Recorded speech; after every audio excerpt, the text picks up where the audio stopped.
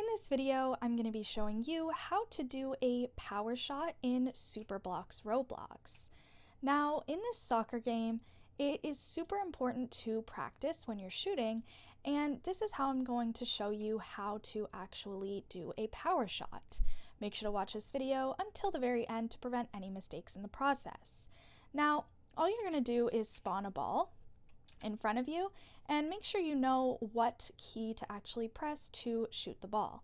So I'm going to take a few steps back and make sure to have the ball in your view. Now you're going to run up to the ball and shoot.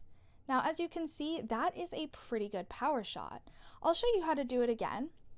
Now make sure that you are having pretty good power right before you hit the ball, and just like that, as you can see, that one was even faster.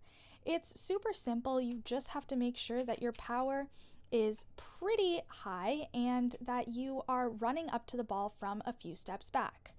Just like that, as you can see, it's going pretty fast.